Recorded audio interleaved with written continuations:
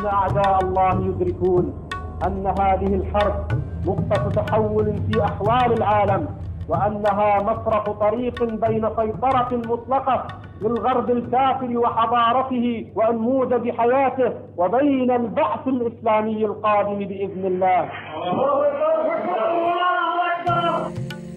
Sur les ordinateurs et les écrans du monde, Abou Musab az-Zarqawi signe la première décapitation audiovisuelle.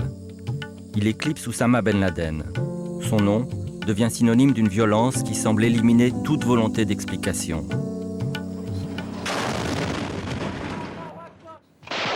Comment éviter les écueils provoqués par des images comme celle-là?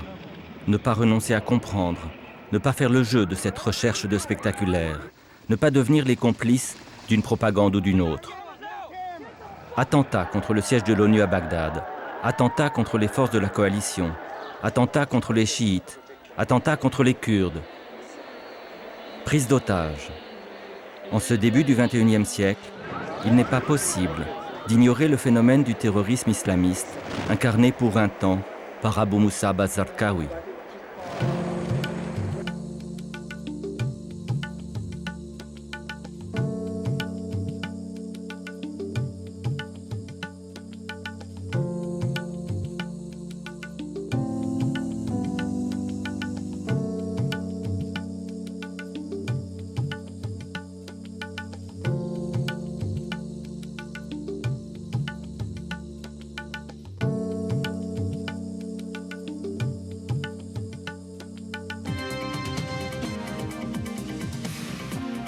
L'inconnu qu'était Zarqawi envahit soudainement les médias.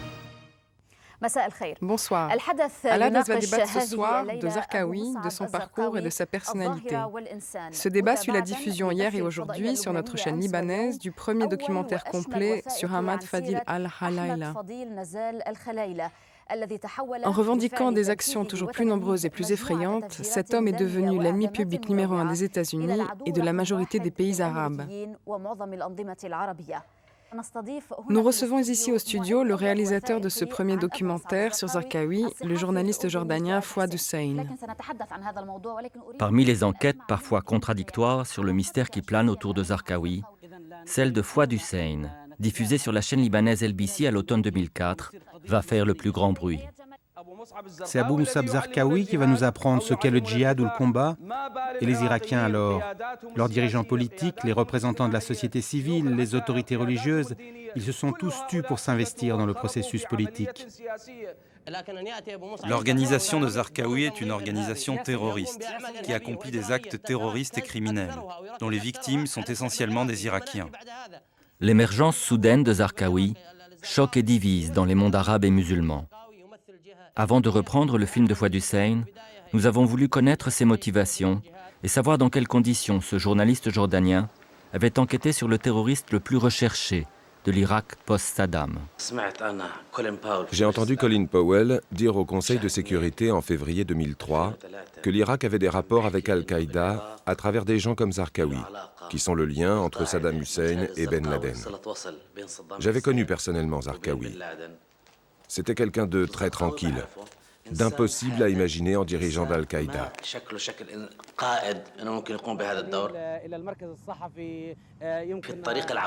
En revenant de Bagdad, j'ai décidé de faire des recherches sur Zarqawi.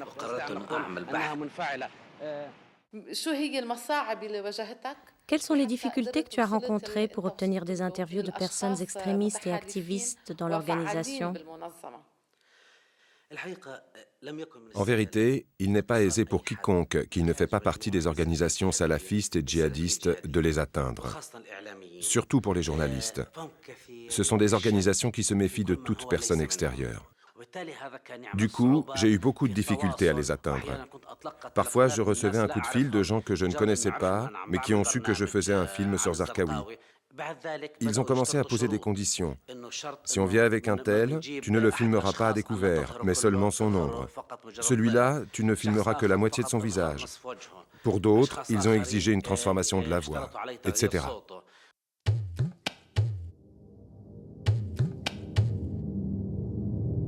C'est donc à partir d'extraits du film de Fouad Hussein que nous avons sollicité historiens et analystes, afin d'apporter des éclaircissements qui permettent de cerner le phénomène au-delà de la simplicité à laquelle il est réduit.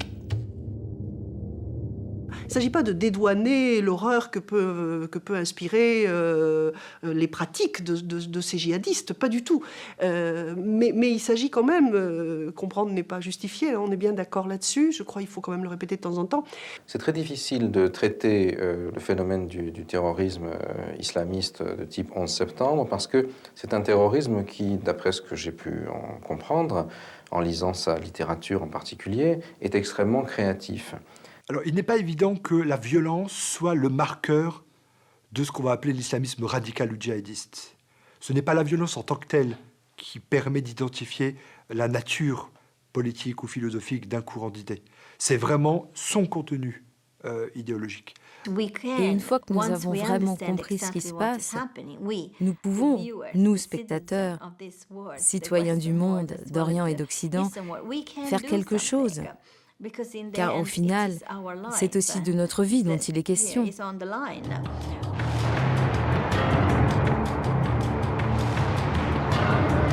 Commençons par regarder les éléments que le film de Fouad Hussein présente sur le parcours personnel de Zarqawi. L'enquête de Fouad Hussein commence en Jordanie. Zarqa est la seconde ville du pays, située à 25 km d'Amman. Zarqa vit dans l'ombre d'Amman qui centralise toute l'activité économique. Elle abrite 800 000 habitants. Majoritairement défavorisés, ils sont paysans, réfugiés ou bédouins. Zarqawi, de son vrai nom Ahmad El Khalaïla, naît ici, en face du cimetière, en 1966. Il descend de la grande tribu des Bani Hassan. C'est un Jordanien de souche dans un pays qui compte plus de 70% de Palestiniens. On ne sait pas grand-chose de sa jeunesse, mais auprès d'anciens codétenus, Fouad trouve quelques bribes d'informations.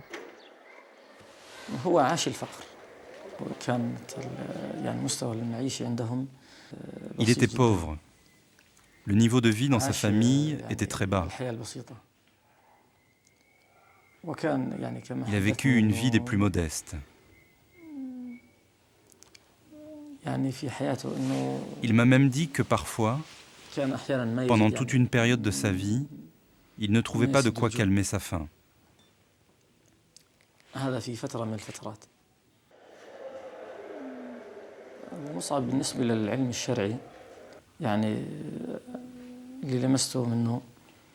D'après ce que j'ai pu voir, Abou Moussa Zarqawi n'était pas quelqu'un de très instruit, ni de très intellectuel. Il ne maîtrisait pas non plus vraiment l'arabe classique. C'était quelqu'un de très simple, qui s'exprimait principalement en dialecte.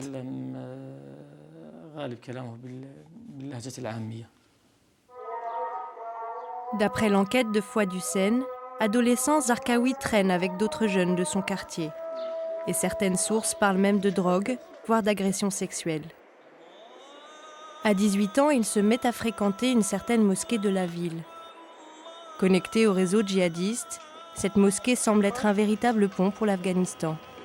Un pont que plusieurs jeunes de la ville auraient emprunté avant lui. Pour Hafez Amin, le procureur jordanien qui plus tard condamnera Zarqawi, c'est une histoire classique. La responsabilité n'incombe pas qu'à la société. C'est plutôt sa famille qui n'a pas pu lui offrir suffisamment d'éducation, suffisamment de culture. Il est donc naturel qu'il tire ses idées des autres. Parfois, c'est à cause du niveau de vie, du manque de travail et d'opportunités, en plus du manque d'éducation. De temps en temps, ils vont prier à la mosquée. Ils se retrouvent entourés de groupes religieux extrémistes qui ont des objectifs politiques précis. Ces groupes influencent leurs idées, les financent et du coup les conduisent à prendre part aux actes terroristes, comme des assassinats, des explosions, etc. Là, le soutien relatif, bien évidemment, d'une partie de la jeunesse des villes et des quartiers populaires dans le monde musulman à l'égard de l'islamisme djihadiste est moins lié à une validation de la théologie de cet islamisme-là, mais au fait que cet islamisme-là se pose comme figure de la rébellion contre l'ordre occidental. Et c'est d'abord ça qui crée précisément ce lien entre certaines parties du corps social, des sociétés du monde arabe et musulman, et les groupes radicaux de l'islamisme djihadiste. Donc le rapport n'est pas d'abord idéologique ou doctrinal, il est d'abord, je dirais, psychologique au sens fort du mot. Le chemin vers l'Afghanistan est le chemin qu'ont pris tous les moudjahidines ordinaires. À l'époque, ils étaient soutenus par les États-Unis et certains États arabes, unis dans leur combat contre l'Union soviétique. L'enquête de Fouad Hussein indique que Zarqawi rejoint les rangs des volontaires en Afghanistan à la fin des années 80. Oussama Ben Laden et son bras droit, l'Égyptien Zawahiri, y sont établis pour participer au combat des talibans contre les soviétiques. Les volontaires arabes comme Zarqawi atterrissent tous dans leur camp. Fouad a retrouvé d'anciens combattants. Le but du djihad en Afghanistan est de redonner à la religion la valeur que les gens ne lui donnent plus, parce qu'ils ne veulent pas que cette religion soit l'unique maîtresse et l'unique sens de la vie des peuples et des nations. Quand le djihad a commencé en Afghanistan, les musulmans sont venus sur cette terre pour installer la loi de Dieu. Cette loi qui a été opprimée ou interdite dans les terres arabes ou musulmanes. Pendant le djihad en Afghanistan contre les soviétiques, les moudjahidines quittaient leur pays respectés et choyés. Ils ne rencontraient aucune gêne financière. Parce qu'à ce moment-là, il y avait une situation d'équilibre entre deux forces égales. D'un côté, nous avions l'URSS et de l'autre, les États-Unis. C'était un combat entre les communistes et les capitalistes. C'était dans les intérêts des États-Unis d'étouffer ou de faire pression sur l'URSS d'une façon ou d'une autre. Leur ennemi était avant tout la couleur rouge des communistes. D'après l'enquête, le combat de Zarqawi n'aura pas duré longtemps. Les pertes de plus en plus sévères et l'absence d'issue militaire convainquent l'URSS de retirer ses troupes. En février 1989, les derniers soldats quittent le pays. Zarqawi choisirait alors de rester au sein de sa nouvelle communauté victorieuse. Et voilà comment l'explique un de ses proches d'alors. Ces Arabes en Afghanistan sont des pauvres garçons. Ça en surprendrait plus d'un que je dise ça, mais ces jeunes gens, qu'ils soient encouragés par certains groupes ou par leur ferveur religieuse, trouvaient en Afghanistan le seul endroit où ils pouvaient respirer, le seul endroit où ils pouvaient se libérer, où ils portaient les armes et offraient leur âme au paradis. Il y a une chose qui me frappe dans cette mouvance djihadiste, c'est qu'il est extrêmement difficile d'en aborder les acteurs, qu'il s'agisse des cadres dirigeants ou j'allais dire des recrutés de base qui commettent des actions directement sur le terrain. Il est extrêmement difficile de les aborder en termes sociologiques classiques. C'est-à-dire en termes, par exemple, de milieux sociaux d'origine. Vous prenez Ben Laden, fils d'un grand entrepreneur d'origine yéménite, enrichi en Arabie Saoudite, tout le monde maintenant le sait. Vous prenez Zawahiri, égyptien, médecin, bourgeoisie kérote, très bien. Mais vous prenez Zarqawi, qu'on voit dans le film, milieu populaire, et il y en a beaucoup d'autres, on le sait.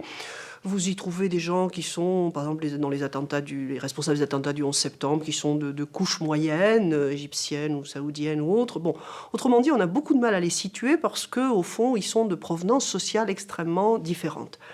Or, c'est intéressant en même temps de constater ça, cette incapacité à les enfermer dans des schémas sociologiques, parce que ce qui est frappant dans le film, par exemple, on voit très bien pour Zarqawi, mais qui, je crois, est généralisable, c'est que ce sont des gens qui, quel que soit le milieu dont ils proviennent, en sont largement coupés.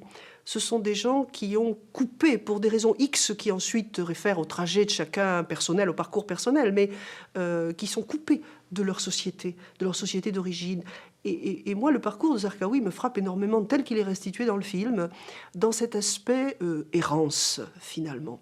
C'est-à-dire, ce sont des gens qui sont des gens sans patrie et des enfants perdus de la Révolution.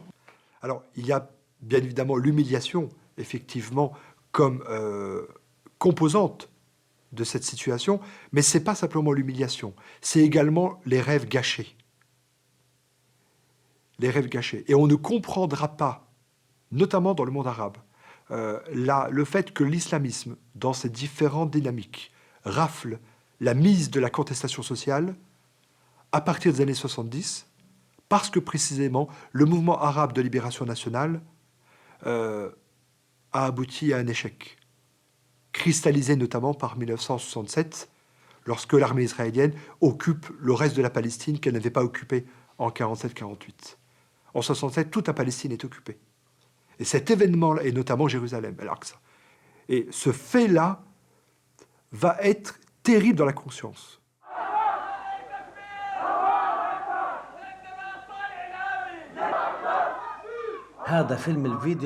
Voici la seule vidéo existante de Zarqawi.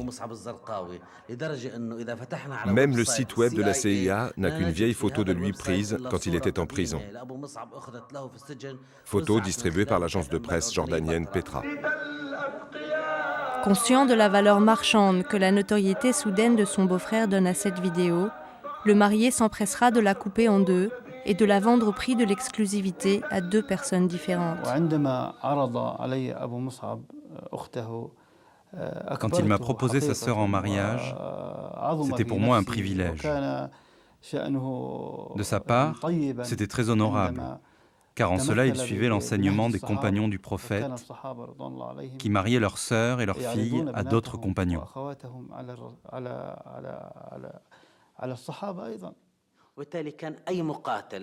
N'importe quel moudjahidine présent en Afghanistan pouvait demander des billets d'avion pour sa femme, ses enfants, sa famille et ses proches pour qu'ils lui rendent visite. Les choses étaient faciles. Ils avaient des maisons où ils pouvaient les recevoir longtemps. Pendant cette période, Zarqawi ne retournait pas en Jordanie. Sa mère ou ses sœurs venaient lui rendre visite. Lors de l'une de ces visites, Zarqawi propose une de ses 7 sœurs au journaliste Saleh al-Ilhami, par considération pour lui, parce qu'il avait perdu un pied dans leur combat contre les soviétiques.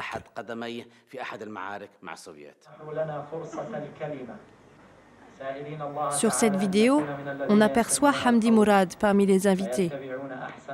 Considéré à l'époque par les Moudjahidines comme un de leurs chefs spirituels, il anime le mariage. Aujourd'hui, il enseigne les fondements de la religion dans une université en Jordanie. Zarqawi était une personne très simple, un jeune homme ordinaire, cherchant la vérité de façon ordinaire, faisant son djihad de façon instinctive. Même ses rapports avec les autres étaient des plus ordinaires. Tu ne sentais pas qu'il y avait quelque chose derrière. Tu ne voyais pas en lui un dirigeant. Il l'était peut-être, mais ce que je veux dire, c'est que tu ne le sentais pas.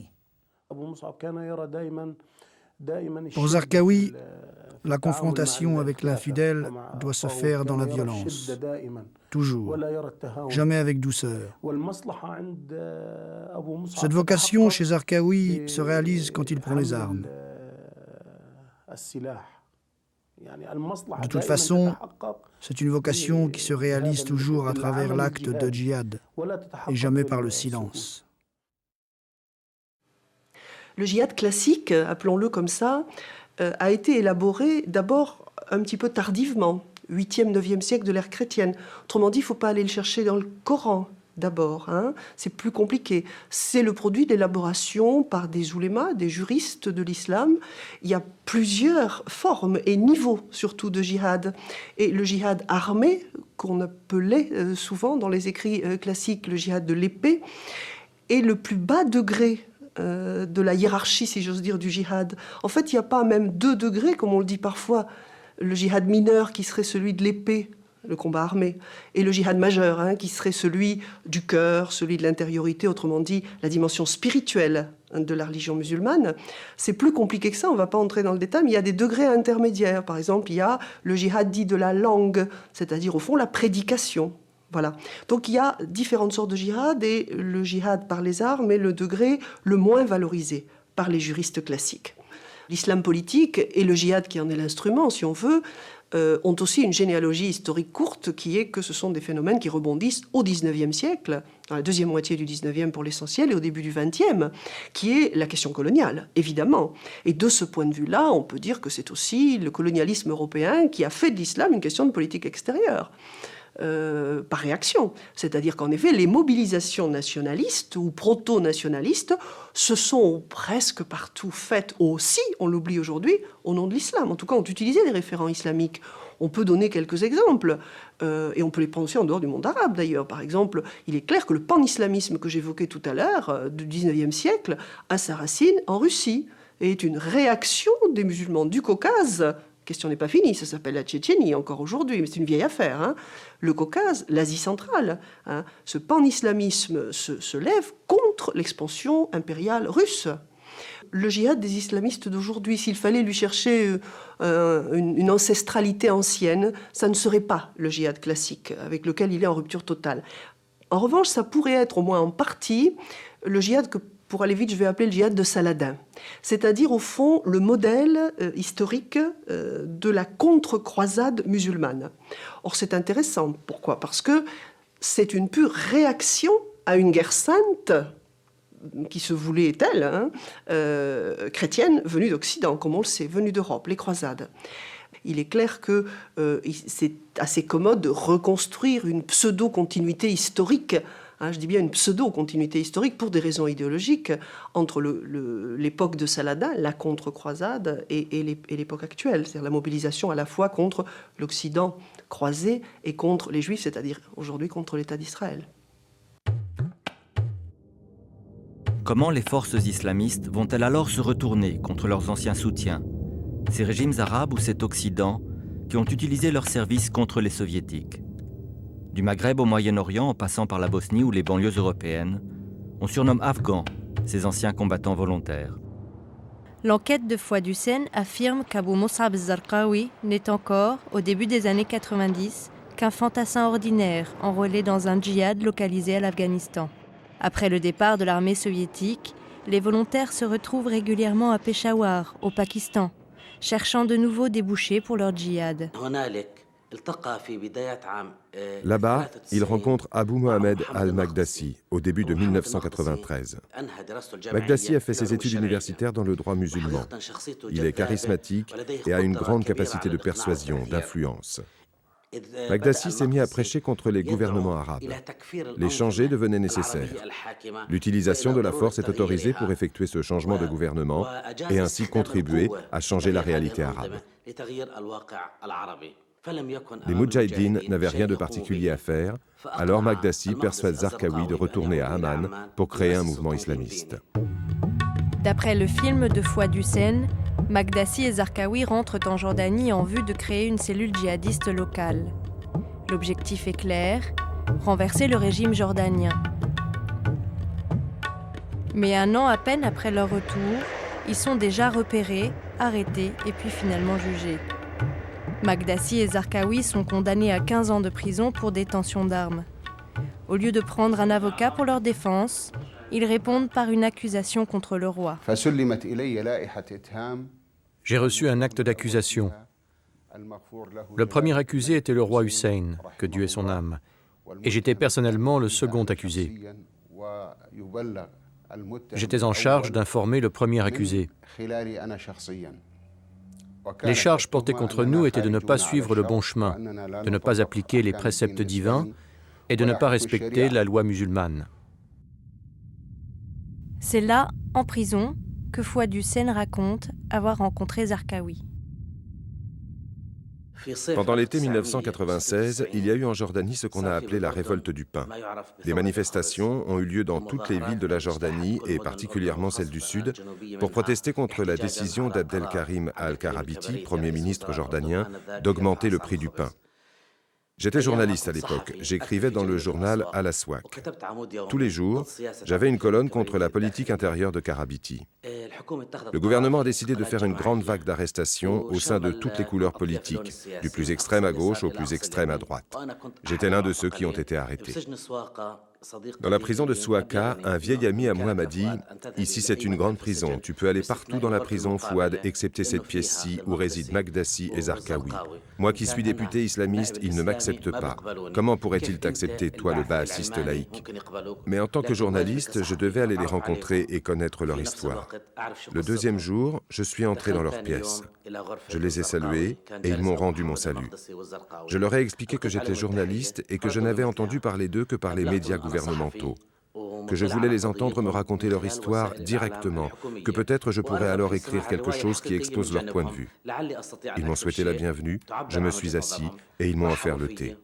Et c'est ainsi que j'ai commencé à connaître Zarqawi et Magdassi.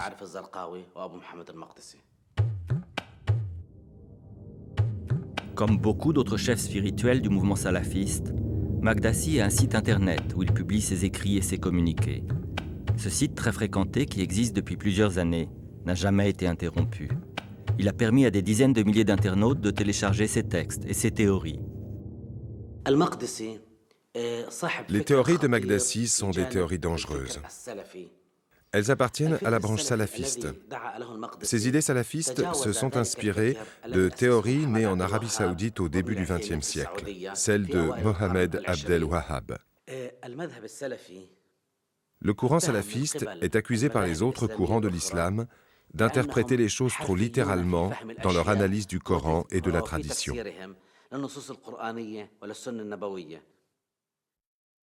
Le salafisme, qu'est-ce que c'est? Le mot lui-même dit que c'est un fondamentalisme, puisque salaf en arabe signifie les ancêtres, les pieux ancêtres, c'est-à-dire les premières générations de musulmans, plus ou moins idéalisés, bien évidemment. Bon. Mais le salafisme a aussi une autre caractéristique tout à fait fondamentale, c'est d'être en rupture avec l'environnement social. Je m'explique. À cet égard, il se distingue radicalement de la mouvance des frères musulmans, par exemple, dont il faudra peut-être qu'on parle éventuellement par ailleurs. En ce que les salafistes, tous les salafistes, sont précisément dans la rupture avec l'environnement, alors que les frères musulmans sont dans l'implication dans l'espace public. Dans l'espace public légaliste, participer aux élections, en Égypte, en Jordanie, au Koweït, les frères musulmans participent aux élections parlementaires, directement ou indirectement, ça dépend s'ils sont ou non reconnus sur la scène politique nationale.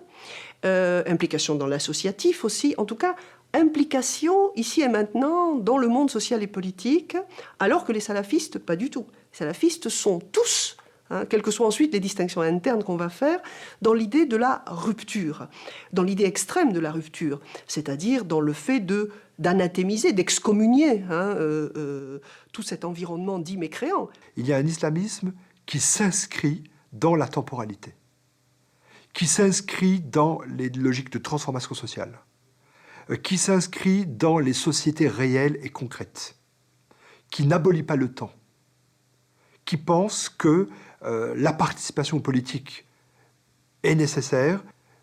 Et puis vous avez un autre type d'islamisme qui tend à abolir le temps et l'espace. C'est-à-dire qui tend à faire de la planète Terre l'espace de la militance.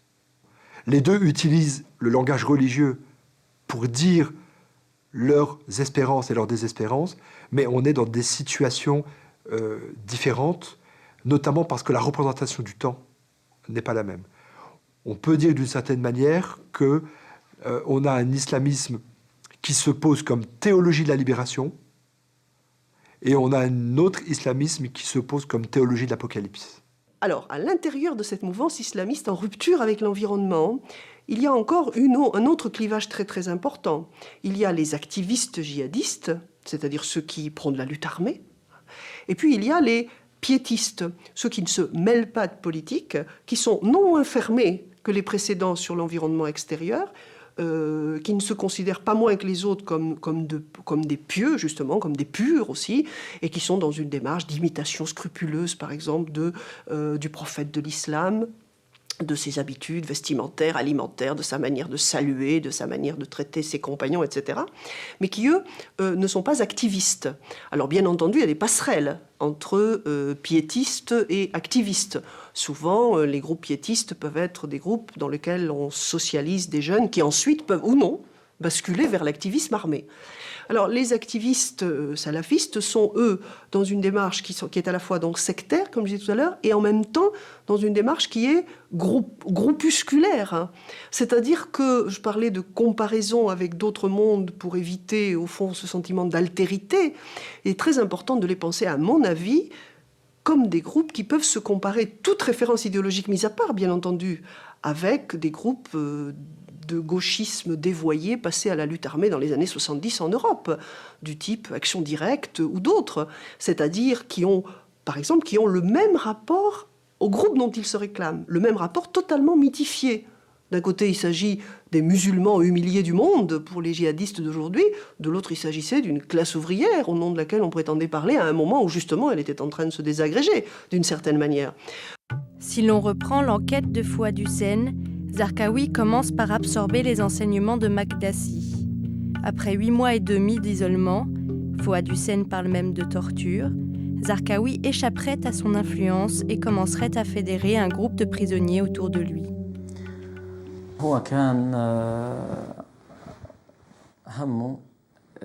Ce qui lui importait, c'était d'apprendre le Coran par cœur. Je l'ai aidé dans cette entreprise. Tous les jours, je lui faisais réciter une dizaine de versets du Coran.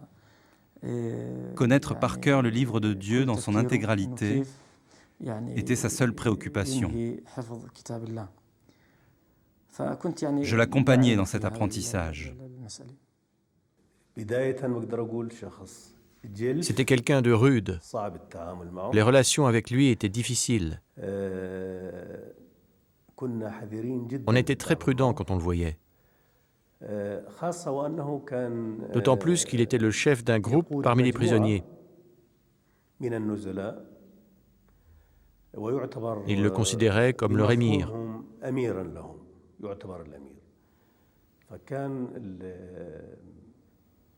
Toute affaire qui concernait l'un de ces prisonniers devait se régler avec Zarqawi.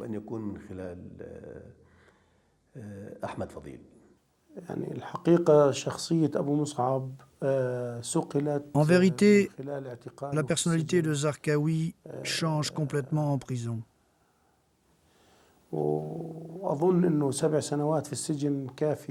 Je pense que 7 ans en prison suffisent à changer la personnalité de quelqu'un, Zarqawi ou un autre.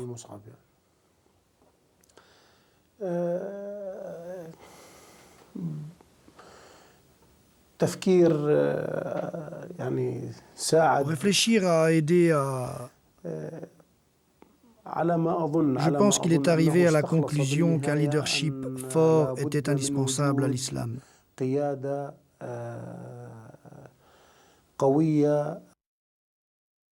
On parle dans le film de l'épisode de la prison, on parle de sa mise en isolement à la prison, dont il est sorti transformé. C'est-à-dire qu'on est passé, comme disent plusieurs intervenants dans le film, d'un individu très ordinaire, qui n'avait pas l'envergure d'un chef, à un petit chef, en tout cas, à un petit émir, comme il y en a des dizaines. C'est-à-dire capable d'entraîner derrière lui un minimum d'hommes qui vont le suivre, qui vont lui prêter allégeance, dans un jeu d'allégeance en cascade, lui-même prêtant allégeance selon les moments ou pas à Ben Laden, par exemple. Mais ce passage de l'individu ordinaire au chef de bande, hein, d'une certaine manière, s'explique aussi, peut-être surtout, par la prison, hein, par cette expérience. Donc ce sont des errants, des enfants perdus, des gens coupés de leur société, quelles que soient leurs origines en termes sociologiques, et des gens qui sont passés par cet épisode traumatisant de la répression. Ça me paraît quand même très important à rappeler, encore une fois, sans vouloir justifier pour autant leur pratique. Hein. Une grâce royale propose en 1999 à de nombreux détenus de la Jordanie de sortir de cellules à condition de quitter le pays pour ne plus jamais y revenir. D'après l'enquête de Fouad Hussein, Makdassi refuse le marché et reste en prison. Mais Zarqawi accepte l'exil et part pour l'Afghanistan. C'est alors qu'il rencontre Ben Laden, qui lui propose de rejoindre ses rangs. Zarqawi lui pose comme condition qu'il adhère à la condamnation de la Maison des Saouds. Ben Laden, à cette époque, n'en est pas encore là et refuse de lui céder. L'enquête de Fouad Hussein affirme que pour Zarqawi, il ne pourrait y avoir de compromis, qu'il refuse de prêter allégeance à Ben Laden tant que celui-ci ne s'attaque pas au régime saoudien jugé impie. Mohamed Makki, un des lieutenants de Ben Laden, proposerait alors à Zarqawi de créer son propre mouvement et sans pour autant rompre les liens avec Al-Qaïda. Osama Ben Laden est issu d'une famille très aisée. Il a côtoyé les élites internationales et a sans doute tiré de cette éducation une vision globale de sa lutte. Je pense que sa plus grande intuition a été de projeter cette vision globale. En 1991, il parvient à unifier un front islamiste réunissant plusieurs groupes distincts, chacun luttant dans son propre pays.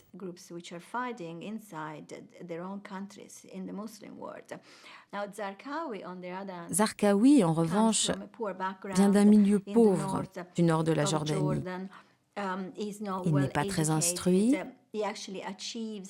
En réalité, il intègre cette insurrection islamiste, poussée par la religion et sa vision religieuse extrêmement stricte. Il n'a pas la vision internationale d'un Oussama Ben Laden.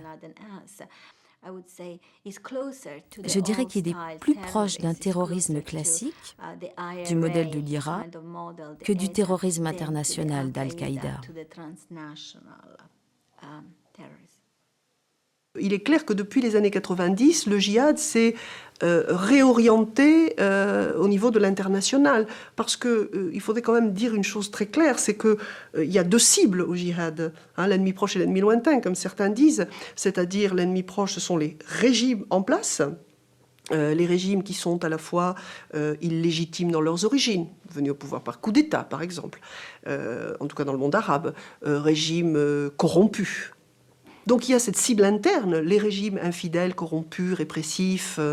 Et puis il y a l'ennemi lointain, c'est-à-dire il y a l'Occident, relayé localement par l'État d'Israël qui occupe la Palestine et les lieux saints. Mais il y a l'Occident. Alors selon les moments et les conjonctures dans les dernières décennies, tantôt c'est une des cibles qui est privilégiée, tantôt c'est l'autre. Au demeurant, elles sont liées, parce que ce qui est en cause, c'est l'assistance aussi de l'Occident à certains régimes et à ces fameux régimes pourris, qu'il s'agisse de l'Égypte de Moubarak, qu'il s'agisse de l'Arabie évidemment des Saouds. Selon les moments tout de même, il y a une inflexion plutôt du djihad contre les régimes en place ou plutôt contre l'ennemi extérieur et l'Occident. Et le retour à la dimension internationaliste du djihad dans les années 90 et 2000, à laquelle nous assistons, est lié à beaucoup de facteurs. La fin de la guerre d'Afghanistan, bien entendu, mais aussi tout simplement l'échec de la révolution islamiste dans les pays arabes, en tout cas en Algérie, en Égypte. C'est fondamental. C'est l'échec de l'islam à mener une révolution interne, en tout cas au monde arabe. Il faudrait parler de la révolution islamique d'Iran, bien entendu, qui, elle, réussit. Et c'est fondamental comme stimulant du djihad, bien entendu. Et donc cet échec explique aussi et largement la réorientation dans l'international. C'est-à-dire aujourd'hui, la cible, c'est ce qu'on pourrait appeler un ordre mondial injuste, sous la houlette américaine, et qui se manifeste en effet par toutes sortes d'occupations, mais aussi toutes sortes d'humiliations des sociétés musulmanes.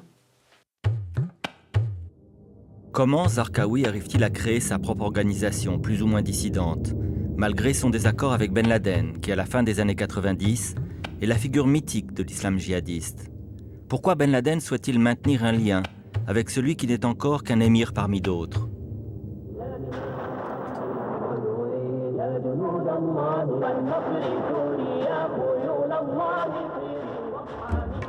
D'après l'enquête de Fouad Hussein, Zarqawi partirait alors pour Hérat, fonder son camp d'entraînement avec deux anciens codétenus qui l'ont suivi depuis la Jordanie, Abdelhadi Douglas et Khaled Arouri.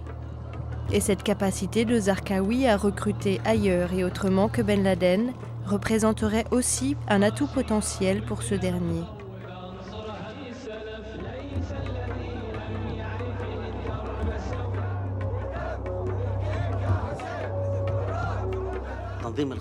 Les membres d'Al-Qaïda viennent principalement de l'Arabie saoudite ou de l'Égypte, alors que les membres du réseau Zarqawi viennent du Bilad Ash-Sham, autrement dit de la Syrie, de la Palestine, du Liban, de la Jordanie et de l'Irak par la suite. Oussama Ben Laden, personne ne l'avait connu personnellement. Mais ici en Jordanie, j'ai rencontré des gens qui avaient côtoyé Abu Musab.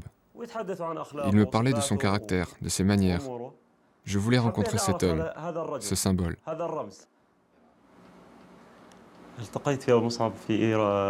J'ai rencontré Zarqawi à Herat en juillet.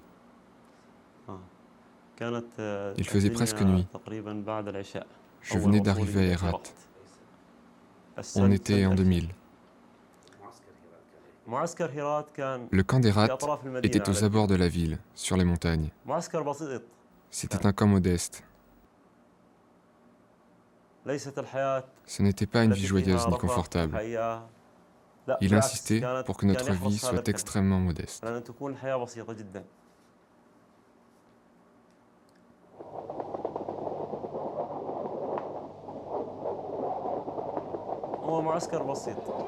Ce n'était pas un gros camp. Il n'y avait que 3 ou 4 chambres. Le camp se divisait en 2 parties, une pour les étudiants et une pour les hommes de Zarqawi, les Arabes. C'était son aile.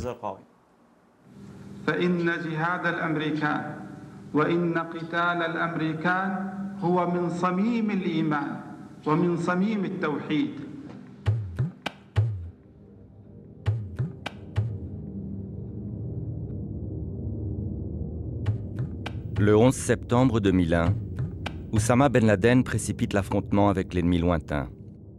Une attaque spectaculaire et symbolique à retentissement mondial.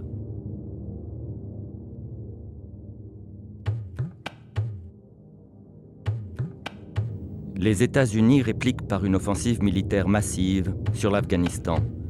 C'est le début de la contre-terreur.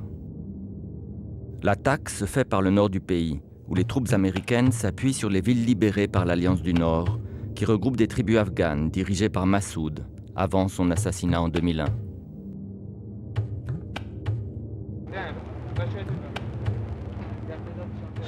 L'enquête de Fouad indique que le camp de Zarqawi serait dans les premières lignes.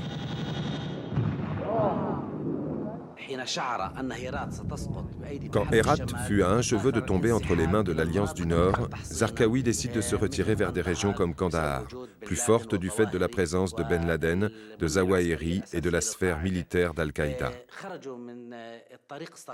Ils se sont mis en route et ça leur a pris environ 4 jours pour traverser une distance aussi grande, à cause de la présence des femmes et des enfants. Il a fallu près de 400 voitures pour les trimballer sur cette distance.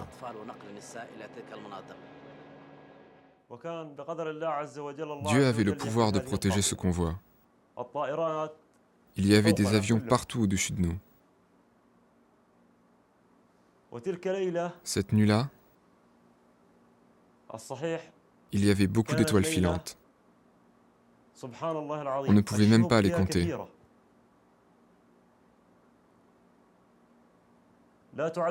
Je ne parle pas d'une ou 2 étoiles filantes.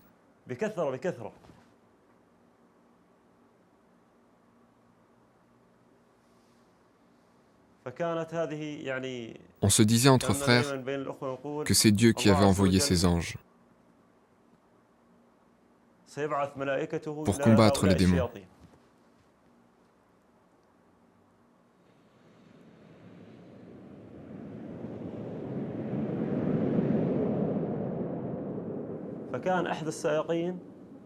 Un des chauffeurs était Yassine Jarad, le père de sa 2e femme.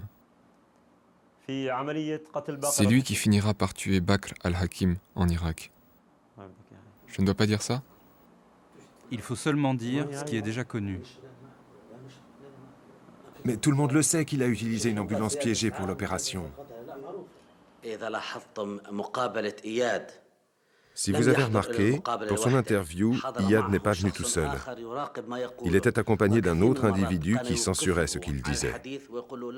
Il l'a interrompu de nombreuses fois pendant la discussion, en lui disant « Ne dis pas ça, dis ça », surtout quand Iyad citait des noms qu'il ne souhaitait pas voir divulgués. Il nous a surpris quand il nous a dit qu'il fallait quitter l'Afghanistan.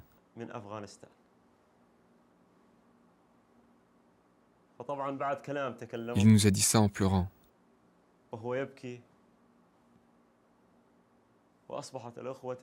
Et les frères se sont mis à pleurer aussi, parce que nous devions quitter la terre du djihad. J'étais très surprise, en effet, que le convoi ait pu traverser l'Afghanistan sans être attaqué, ni arrêté, d'aucune manière que ce soit. Mais rappelons-nous que c'est un guerrier qui nous raconte cette histoire. Et il faut bien comprendre que ces jeunes gens s'imaginent poursuivre le combat de Mohammed entre la Mecque et Médine. Iyad romantise beaucoup l'événement,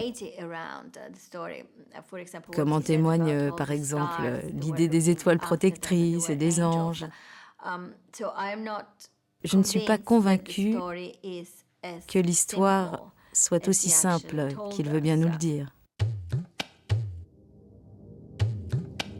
L'Irak. Comment Zarqawi va-t-il en faire son champ de bataille? Ou encore le lieu possible de l'installation du nouvel État islamiste prôné par les salafistes? Comment passe-t-il de la défaite et de la fuite à cette sorte de consécration? Mais d'abord, comment Zarqawi pénètre-t-il dans ce pays où Saddam Hussein est encore au pouvoir?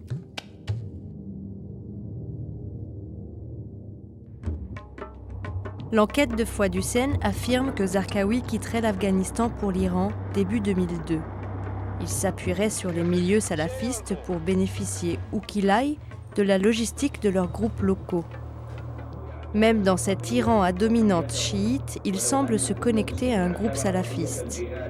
Mais les États-Unis repèrent sa présence et font pression sur Téhéran pour que l'Iran le chasse de ses terres. Avant de partir, Zarqawi aurait confié à l'un de ses adjoints, Khaled Harouri, le soin de monter une branche locale.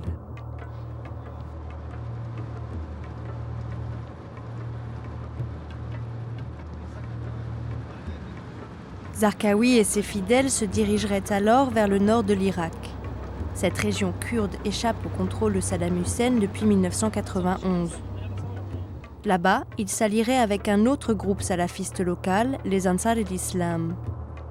Il bénéficierait dès lors de toutes les possibilités logistiques et financières d'un réseau bien établi, jusqu'en Europe. Molla Krekar est un des fondateurs d'Ansar al-Islam. Et il est parti pour la Norvège dans les années 90.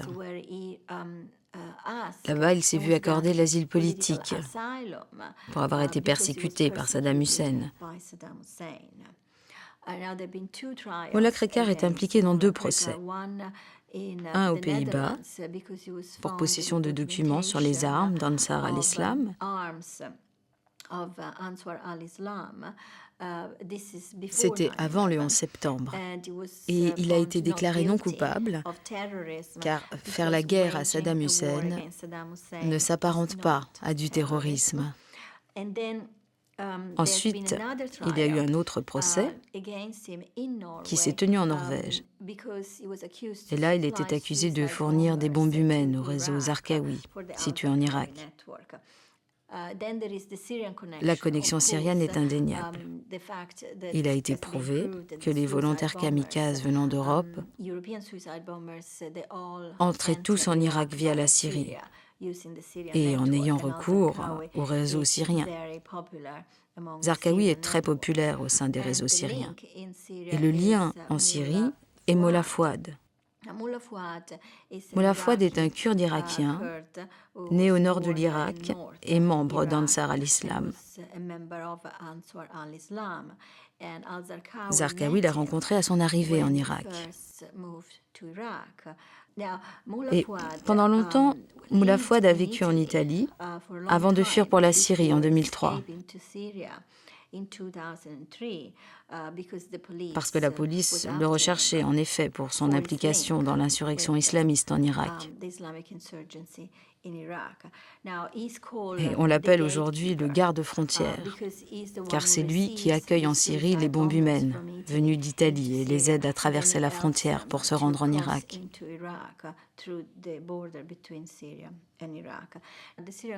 Ces réseaux n'ont pas l'appui du gouvernement syrien.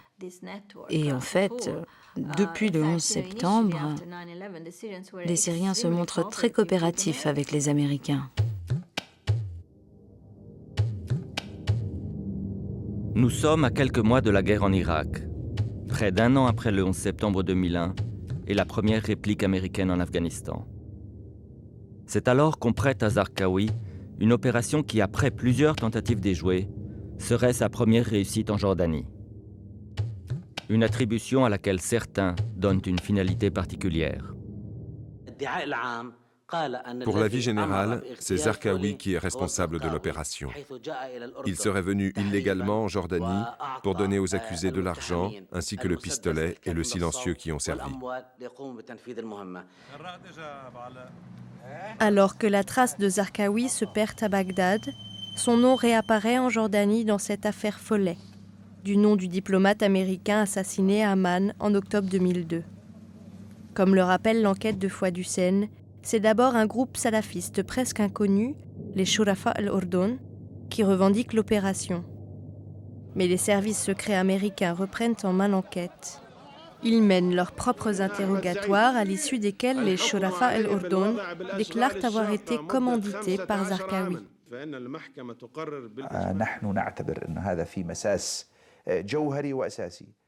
Nous considérons cette affaire comme une atteinte à la souveraineté du pays.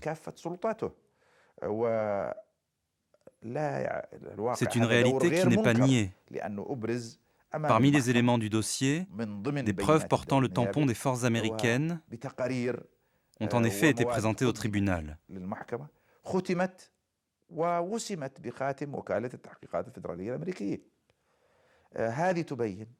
Cela montre bien qu'en réalité, c'est le FBI qui a mené l'affaire, en lieu et place des autorités jordaniennes.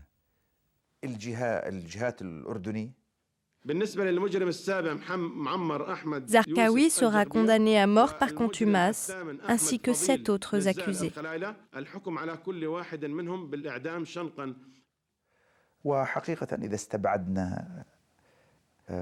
Si on considère les tenants et les aboutissants de l'affaire avec un peu de recul, on s'aperçoit qu'elle suivait un scénario bien établi.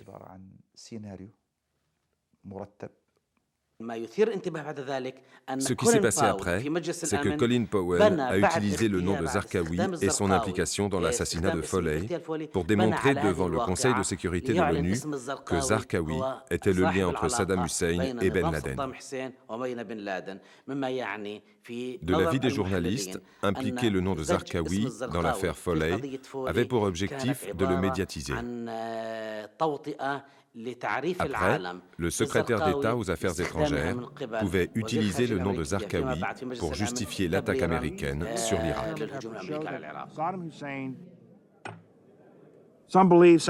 Certains croient et affirment que ces liens sont insignifiants. Ils disent que la tyrannie laïque de Saddam Hussein et la tyrannie religieuse d'Al-Qaïda ne peuvent cohabiter. Mais cela ne me rassure pas. L'ambition et la haine suffisent à réunir l'Irak et Al-Qaïda. Elles sont suffisantes pour qu'Al-Qaïda apprenne à construire des bombes plus sophistiquées, à contrefaire des documents. Elles sont suffisantes pour qu'Al-Qaïda acquiert en Irak plus d'expérience dans le domaine des armes de destruction massive. Cette affirmation américaine qu'il existe des liens entre Saddam et Al-Qaïda, dans le monde arabe, même les enfants en rient. Parce qu'ils savent que le parti Baas est un parti laïque qui sépare la religion de l'État. Al-Qaïda est un mouvement islamiste qui ne sépare pas la religion de l'État. Dire qu'il existe un lien entre les deux est faux. Il existe 2 preuves. La première, Quand Saddam Hussein a envahi le Koweït, Ben Laden a demandé à tous les membres de son organisation de se rendre au Koweït pour combattre Saddam. L'autre preuve se trouve dans l'apparition de Ben Laden à la télévision le soir des élections américaines, où il dit « L'Amérique a substitué un vieil homme de main, Saddam Hussein, par un nouveau, Iyad Allawi ». Ça veut dire que Ben Laden considère Saddam Hussein et Iyad Allawi comme des hommes de main des États-Unis. Les services secrets sont équipés pour lutter contre des groupes qui sont manipulés par des États. C'est pour ça, par exemple, que les États-Unis ont eu besoin de sortir le concept d'État voyou derrière un réseau, parce qu'un État voyou, ça peut se détruire avec des missiles, avec des armes intelligentes. Il est plus facile de faire tomber Saddam Hussein que d'attraper Ben Laden. La guerre contre l'Irak est lancée en mars 2003, avec pour objectif Saddam à renverser et Zarqawi à retrouver. La coalition attaque rapidement le Kurdistan irakien pour nettoyer les deux bases de Zarqawi, dont l'une, d'après Colin Powell, abriterait un laboratoire chimique. Au cours de ces opérations, un de ses lieutenants historiques meurt, l'autre est arrêté en Iran, la position de Zarqawi semble affaiblie. Le 9 avril, le régime de Bagdad tombe et la victoire de la coalition paraît totale. C'est alors que les premiers messages vocaux de Zarqawi se mettent à circuler sur le net.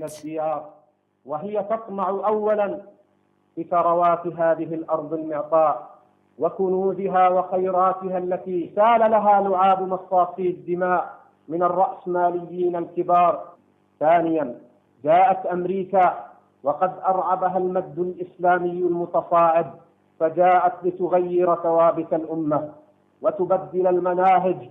ثالثا قدمت زحوف التتار المعاصرين وهي تحمل إرثا من الحقد الدفين الذي تغذيه النبوءات التوراتية. فالعراق في النبوءات التوراتية التي يؤمن بها الأصوليون الإنجيليون الذين يحكمون في واشنطن ولندن هي بلد الشر والمدينة الزانية والعدو الأول لبني إسرائيل. Il est naïf de penser qu'un individu dans la position de Zarqawi ne se prépare pas à combattre les Américains en Irak, pendant que de leur côté, ces derniers planifiaient leur attaque. Il s'est préparé pendant une longue période pour que l'Irak devienne l'arène du djihad.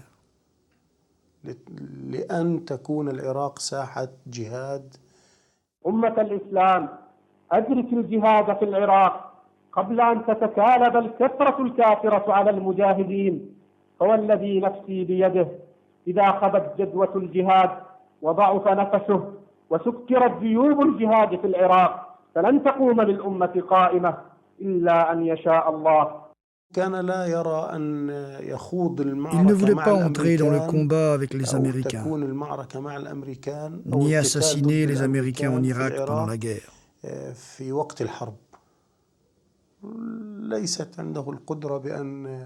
Il n'avait pas les moyens de combattre les missiles, les B-52, les porte-avions ou les roquettes. Il n'avait pas cette capacité. Il a attendu que les choses se calment et que l'occupation devienne réelle.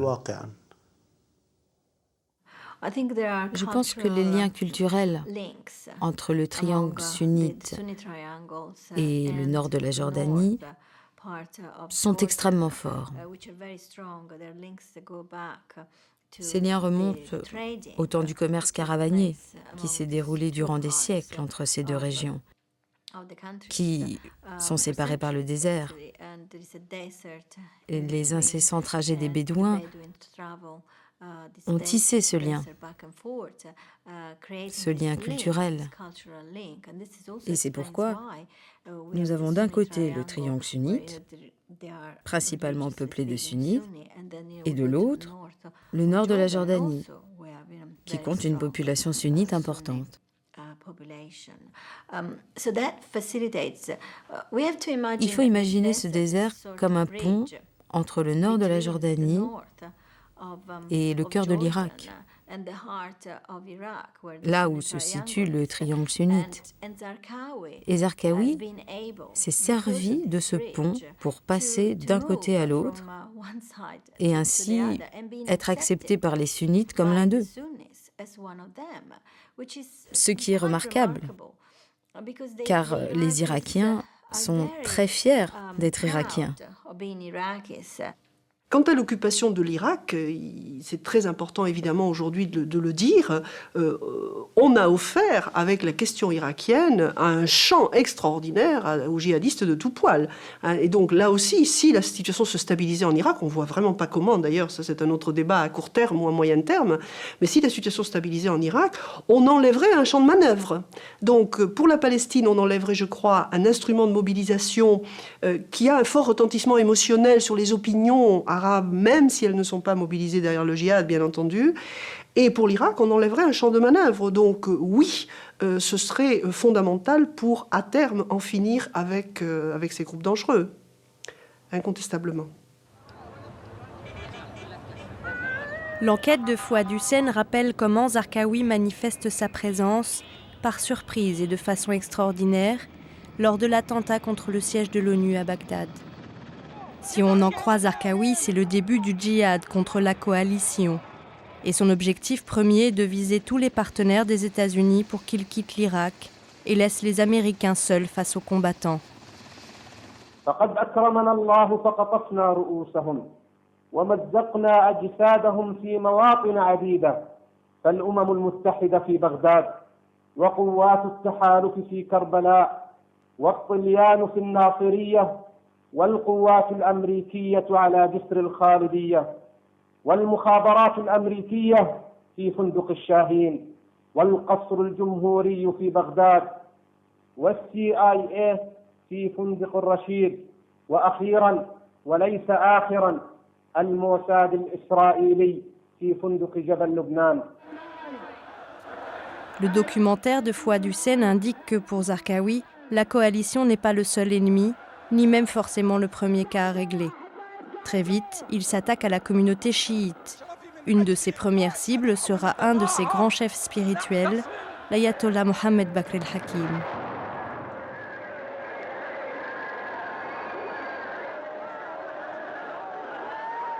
ينبغي أن تعلمي أمة الإسلام أن التشيع دين لا يلتقي مع الإسلام لقد كانوا عبر التاريخ شجا في حلوق أهل الإسلام وخنجرا يطعنهم في الظهر والجسر الذي يعبر عليه أعداء الأمة. Les chiites ont fait des choses terribles. Ils travaillaient avec les États-Unis contre un État purement sunnite. Un vrai musulman sait que tous les religieux chiites sont des infidèles, des apostats, tous autant qu'ils sont. N'importe quel musulman, Zarqawi comme les autres, devrait être très ferme sur la question chiite, parce qu'il tue nos peuples et nos religieux. Il y a incontestablement un vieux contentieux, on va dire historique et religieux, entre ces deux courants de l'islam, le courant majoritaire qu'est le sunnisme et le courant chiite. Mais il y a autre chose pour les djihadistes, alors spécifiquement, et pour quelqu'un comme Zarqawi, qui effectivement fait de ce combat contre le chiisme un des éléments de sa vision du monde et de son combat armé. Et là, il faut se placer, je crois, beaucoup sur le terrain irakien pour comprendre un peu plus.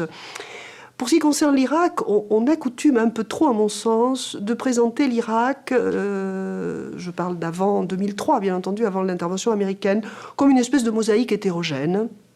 En tout cas, d'une tripartition de l'Irak, un nord qui est kurde, comme on le sait, c'est-à-dire musulman mais non arabe, un centre-ouest qui est musulman sunnite et arabe, et une grande moitié sud avec les faubourgs pauvres de Bagdad, qui est donc arabe mais chiite, bien, et qui sont majoritaires mais non reconnus comme tels. Le contentieux chiite-sunnite aujourd'hui ne peut pas être pensé sur un plan strictement religieux, il doit être pensé sur un plan politique, une fois de plus. C'est-à-dire, c'est la question des rapports de pouvoir entre les groupes qui est derrière. Je crois qu'en effet, oui, il y a fondamentalement un bras de fer pour la domination de l'Irak de demain entre différents groupes et qu'on instrumentalise dans ce combat aussi l'appartenance respective au sunnisme et au chiisme, hein, incontestablement. C'est une question politique. Quelle est la stratégie de Zarqawi quand il s'attaque aux chiites? Lui parle de réveiller la communauté sunnite endormie, de la motiver au djihad. Mais au lieu d'y parvenir, viser des Irakiens lui aliène une partie de sa base potentielle pour affronter la présence américaine, et de fait, pose les prémices d'une guerre civile. Le documentaire de Fouad Hussein affirme que chez les salafistes eux-mêmes, son acharnement contre les chiites ne fait pas l'unanimité. Ben Laden n'y souscrit pas. Makdassi va jusqu'à publier une lettre à destination de Zarqawi sur son site internet. Le mentor d'hier désavoue son ancien disciple. Dans cette lettre, il conseille à Zarqawi de repenser les stratégies qu'il utilise en Irak, et plus particulièrement celles qui ont trait aux opérations militaires. Par exemple, il lui conseille de ne pas exagérer l'utilisation d'opérations suicides et de véhicules piégés.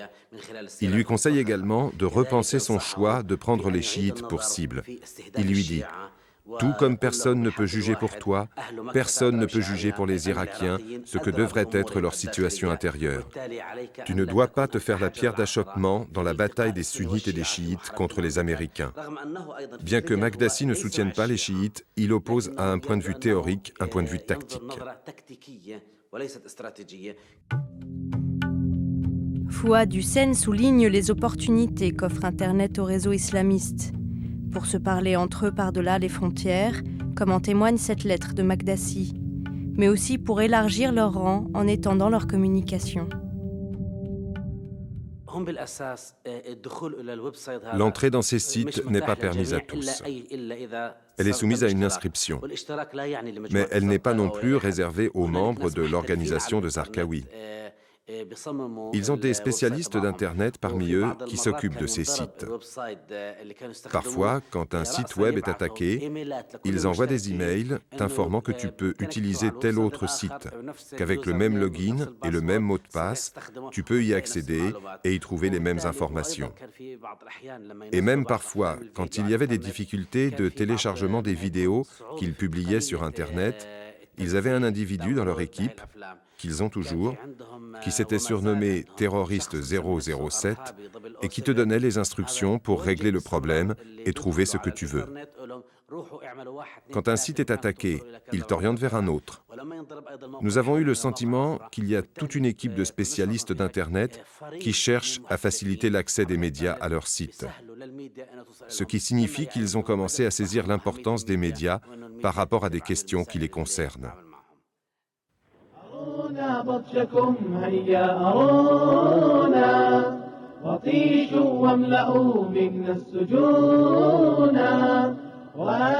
Fouad Hussein montre comment Zarqawi va même jusqu'à créer une sorte de service vidéo sur Internet, signé du nom de l'organisation qu'il se crée en Irak, Djihad et Tawhid. Ce service diffuse sur le web des vidéos des attentats, réalisés en interne avec du matériel amateur. سنمضي رغم ضيق الحال حتى يريد الله منا الصادقين على من مبلغ عنا طغاة على أرض الجزيرة حاكمين. So many things to you. Sur ce canal seront diffusées également toutes les décapitations exécutées par Zarqawi et ses émules.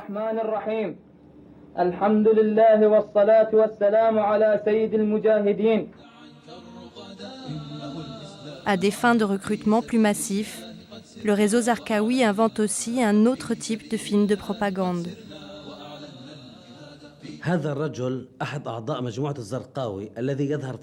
Cet homme appartient au réseau de Zarqawi. C'est lui qui s'est fait exploser dans le navire du port de Bassora. Comme on peut le voir, il rit, tout en sachant que le lendemain, il va mourir. Ces jeunes gens, membres du réseau Zarqawi, rient alors qu'ils se préparent à mourir. Ils chérissent la mort tout autant que leurs adversaires chérissent la vie. C'est la force de Zarqawi. Il a des centaines, voire des milliers de jeunes volontaires dans ses rangs qui n'attendent que de commettre une mission suicide. Quelle que soit la force de leur ennemi, quel que soit le degré de technologie des armes qu'il possède, il en possède une beaucoup plus efficace. Car il n'y a aucune arme au monde qui peut réussir à arrêter quelqu'un qui veut mourir. الحمد لله رب العالمين والصلاة والسلام على قائد المجاهدين محمد عليه وعلى آله أفضل الصلاة وأزكى التسليم وبعد إلى أمي وأبي إلى زوجتي وأخوتي إلى جميع أحبتي سلام الله عليكم جميعا لم ولم ننساكم فقد عشت فيكم عمرا طويلا في الأرض يوم أودعكم فرق بيننا كأس المنون الرحمن الرحيم هذا كل ما في الأمر زر فقط فيه إن شاء الله تعالى كلمة لا إله إلا الله وينتهي الإنسان من هذه الدنيا وقد أدى ما عليه عند الله عز وجل والله أعلم.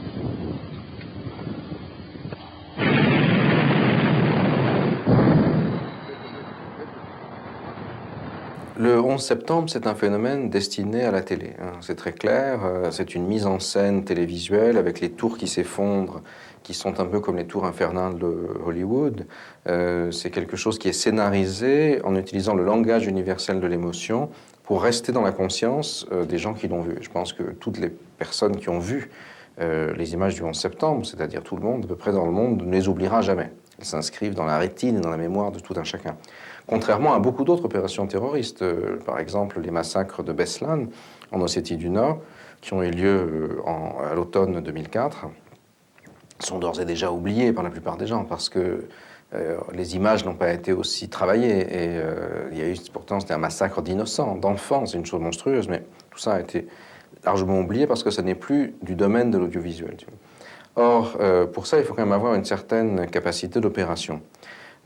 Pour ce qui est de Zarqawi, en fait, il s'inscrit davantage dans la deuxième phase du Ben Ladenisme, si on peut dire, après le 11 septembre, à savoir l'utilisation de l'Internet et en particulier de la webcam pour diffuser des messages, non pas afin de toucher les masses de l'Oumma dans le monde, mais de toucher les sympathisants et de rassembler à travers l'Internet des réseaux de sympathisants qui vont ensuite passer à l'action, parfois sur ordre, mais parfois d'une manière relativement spontanée. Ça crée des réseaux de sympathisants importants et qui surgissent en plus relativement facilement n'importe où, parce que ce ne sont pas nécessairement des groupes organisés.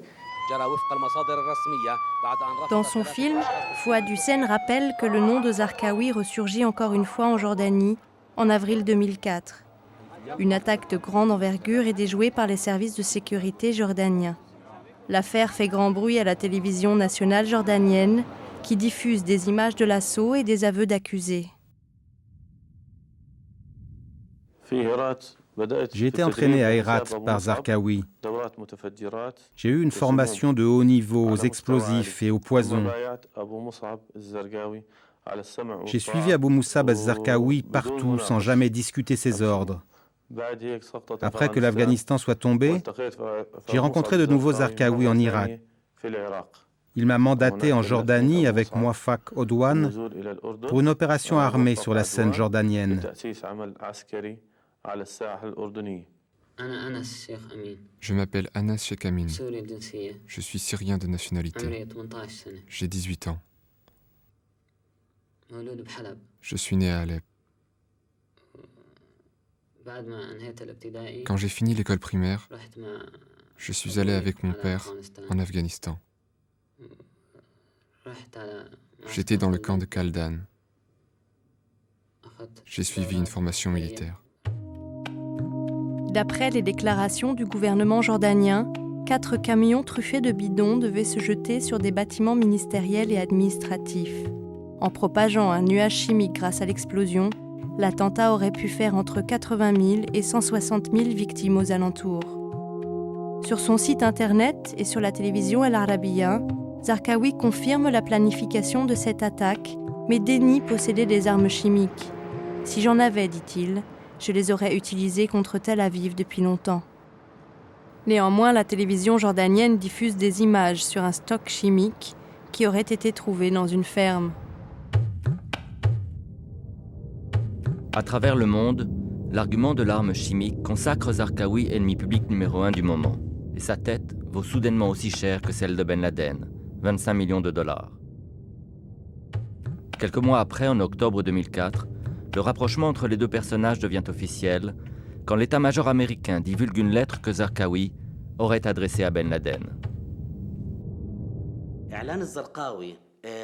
Dans les dernières semaines de septembre et d'octobre, Zarqawi annonce son allégeance à Ben Laden. Cette annonce signifie que Ben Laden lui a donné raison sur sa stratégie en Irak.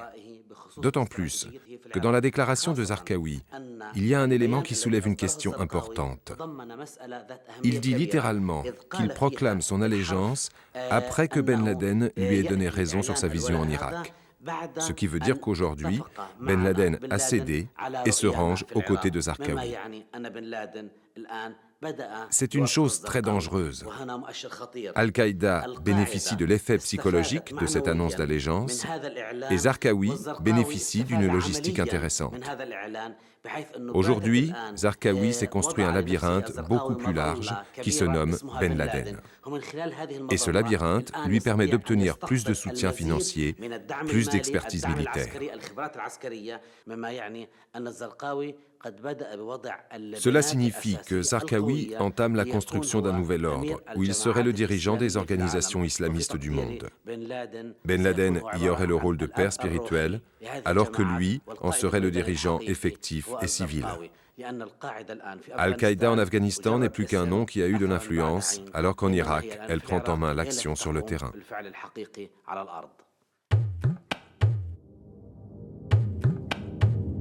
Difficile d'être certain des implications de cette lettre. L'interprétation très personnelle de Fouad Hussein montre bien qu'en mettant en avant le rôle de Zarqawi, ce genre de document peut contribuer aussi bien aux stratégies des uns qu'à celles des autres. Cette lettre sera suivie de nombreuses prises de position de Ben Laden ou de Zarqawi sur la chaîne Al Jazeera et par Internet. Les deux leaders islamistes semblent en tout cas effectuer un rapprochement.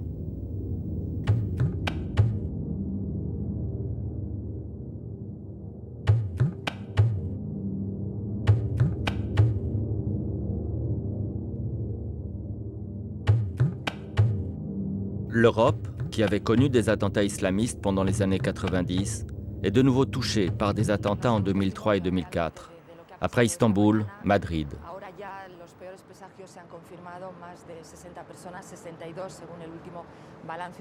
Pour certains, Zarqawi, qui ne les a pas revendiqués, serait bien le cerveau de ces attentats. Il les aurait orchestrés depuis l'Irak ou même précisément depuis Falloujah. Pour d'autres, il s'agirait de l'action spontanée de cellules locales inspirées par l'aura grandissante de Zarqawi. Pour d'autres encore, Ben Laden, qui a fait la louange des attentats de Madrid, en serait le commanditaire. La difficulté à attribuer ces attentats pose la question du nombre de réseaux d'action, de leur recrutement et de leur financement. Mais ce questionnement lui-même a-t-il un sens ? Bien sûr, il faut garder à l'esprit que les liens au sein de ces réseaux, celui d'Al-Qaïda et de Zarqawi, sont souvent assez flous. On peut trouver des gens qui ont été en contact avec le réseau Zarqawi et qui ont aussi été en contact avec des groupes ayant conduit des attaques. Et cela ne prouve pas que Zarqawi ait commandité et organisé ces attaques. Aujourd'hui, l'Europe est la source de financement la plus importante de l'insurrection en Irak. Et il est clair que Zarqawi est connecté à ce réseau. C'est une conséquence directe du Patriot Act, instauré par les États-Unis fin 2001. Le Patriot Act a bloqué l'entrée sur le territoire américain de l'argent sale issu de la mafia et du terrorisme. Et il a aussi contribué au filtrage des transactions en dollars effectuées à travers le monde. Cet argent transite par les paradis fiscaux implantés en Europe, et ils sont nombreux. Les îles anglo-normandes, le Luxembourg, la Suisse, Gibraltar et le sud de Chypre. Chypre vient d'entrer dans la communauté européenne, et c'est l'un des centres de blanchiment d'argent pour la mafia russe et l'insurrection islamiste. Oussama Ben Laden possède plusieurs comptes dans le sud de Chypre. Cet argent n'est pas uniquement utilisé pour financer l'insurrection en Irak, mais aussi pour alimenter un réseau grandissant en Europe. Bon, je pense que Al-Qaïda n'existe pas vraiment, pour dire les choses de manière très provocatrice. En tout cas, ce qui est sûr, c'est qu'on a au départ tous plus ou moins pensé traduire Al-Qaïda par base et y voir un camp militaire d'entraînement ou une série de camps militaires. Puis on est passé à quelque chose qui est plus vraisemblable et qui est la base au sens informatique du terme, c'est-à-dire une banque de données, c'est-à-dire un listing pour l'essentiel de gens qui étaient partis se battre en Afghanistan, en réalité, et qui au fond étaient enrôlés sur des espèces de listes de djihadistes potentiels, qui ensuite ont commencé cette errance dont je parlais dans différents territoires de combat potentiels, c'est-à-dire se sont lancés à la recherche d'une cause à défendre. Hein. Donc je pense qu'il faut plus le penser dans cette perspective-là. Bon, ça permet simplement de dire une chose claire, qu'il aurait peut-être fallu dire de manière forte, c'est que ni Al-Qaïda ni qui que ce soit d'autre ne représente une quelconque internationale islamiste organisée qui aurait une tête et une seule, un siège précis qui donnerait des instructions à une multitude de branches. C'est pas du tout comme ça que ça se passe. Al-Qaïda n'est pas le Comintern des islamistes, autrement dit, hein, pas du tout. Ni Al-Qaïda ni personne d'autre, je pense. C'est-à-dire que là, véritablement, il y a une nébuleuse de groupes qui font allégeance à tel ou tel leader à un moment donné, qui peuvent rompre cette allégeance à d'autres moments et qu'il ne faut pas penser comme un bloc homogène. Celui à qui on prête allégeance est le type du leader charismatique. Et l'allégeance à quelqu'un qui a un charisme est en même temps l'expression, dans les pays du tiers-monde, d'une certaine manière, d'une résistance à un modernisme occidental asocial. Et cette méconnaissance des rapports nord-sud, cette occultation-là de ce qu'on appelle le néocolonialisme après le colonialisme, et aujourd'hui on peut parler même d'une recolonisation, l'occultation de ces faits massifs, surdéterminants, empêche précisément l'intelligibilité de phénomènes comme l'islamisme, par exemple. Les réseaux terroristes après le 11 septembre, 3 ans et quelques après le 11 septembre, ont échoué à mobiliser les masses, qui était le but affiché par Zawahiri et Ben Laden, à travers l'effondrement des tours jumelles, faire en sorte que les masses se soulèvent dans le monde musulman pour renverser les régimes. Ça ne s'est pas produit, et le seul État qui était plus ou moins dans leur mouvance, les talibans en Afghanistan, ont disparu. En revanche, ce qu'ils ont réussi à faire, c'est créer ces dizaines d'attentats de type terroriste qui sont des espèces de clones du 11 septembre à travers le monde, de Bali à Madrid, à Istanbul, Riyad, Marrakech et Mombasa, Djerba. Et ça, c'est beaucoup plus préoccupant parce que même si ça n'est pas un problème de prise de pouvoir politique, c'est un enjeu de paix sociale, un enjeu de politique intérieure, de politique internationale. Et le fait que Ben Laden se soit invité à la télévision américaine 2 jours avant l'élection de Bush est un signe très remarquable de la centralité qu'a acquis ce type de terrorisme, jusque y compris pour quelque chose comme l'élection présidentielle américaine.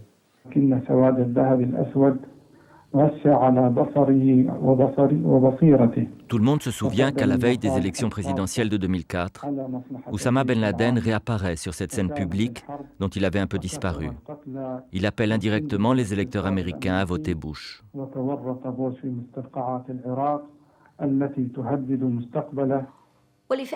Si l'un de ses leaders, Mollah Omar, Zarqawi, Ben Laden ou Zawahiri, était arrêté ou tué, il est probable que cela le rende encore plus charismatique. Et la vraie question à se poser est, me semble-t-il, est-ce que quelqu'un serait prêt à prendre leur place ? Un nouveau chef émergera-t-il ? Nous ne pouvons pas prévoir ce qui se passera sans connaissance précise du fonctionnement de leur réseau. Or, ni les forces de la coalition, ni les gouvernements occidentaux et orientaux n'ont infiltré ces réseaux. En revanche, si l'on analyse l'ascension de Zarqawi, et elle a été fulgurante, puisqu'elle n'a commencé que depuis le 11 septembre, on peut raisonnablement penser que quelqu'un d'autre prendra sa place. Et c'est pourquoi le scénario occidental de la stratégie des États-Unis et des forces de la coalition est assez négatif.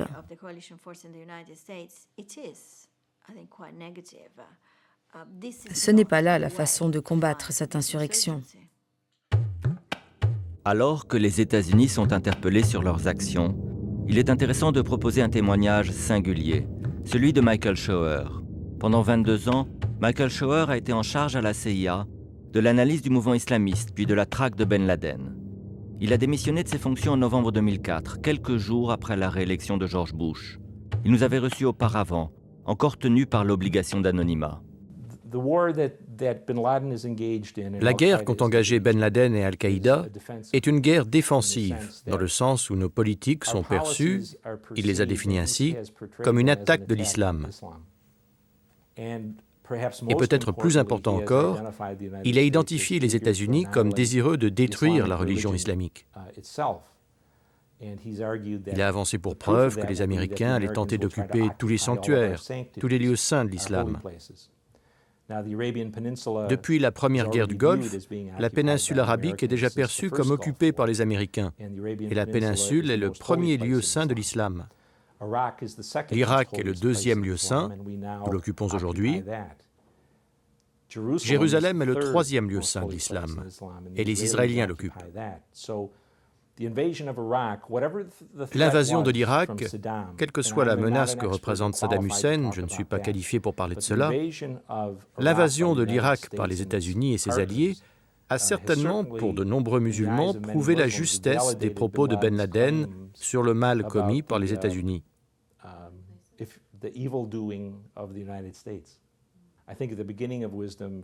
Je pense qu'il serait sage que les États-Unis utilisent les ressorts de leur démocratie.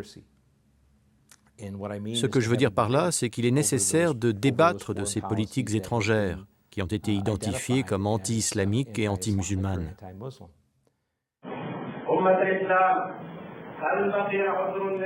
Dans son film, Fouad Hussein souligne la portée symbolique qu'Abou Musab az-Zarqawi a voulu donner à ce premier acte de décapitation audiovisuelle. Si la violence du geste est à destination de l'Occident, aux yeux de ceux qui connaissent les codes culturels de l'Orient, le message est plus élaboré. La victime porte l'uniforme orange des prisonniers de Guantanamo, pris par les Américains en Afghanistan en 2001. Zarqawi est entouré de 4 gaillards, comme lui au visage masqué. L'un porte un kéfier rouge typique de la Jordanie, l'autre un kéfier blanc que l'on trouve dans le Golfe et certaines régions de la Syrie. Le troisième porte un kéfier noir, symbole de la Palestine et de l'Irak.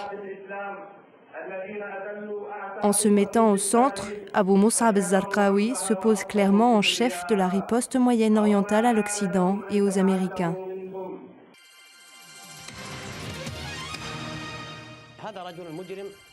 Face à la question du terrorisme islamiste, une grave erreur serait de se contenter de l'image d'un monde musulman uni dans une vision et des intérêts communs. Comme tous les autres espaces culturels ou politiques, il a ses extrémistes, ses modérés et aussi ses stratégies divergentes. Pour l'Occident ou pour le nord de la planète, le plus grand des dangers serait de se laisser aveugler par les horreurs commises au nom de la religion et de ne pas voir les désarrois qui s'amplifient de toutes parts. Un danger parallèle serait de ne pas se méfier de la peur et des manipulations politiques qu'elle peut permettre.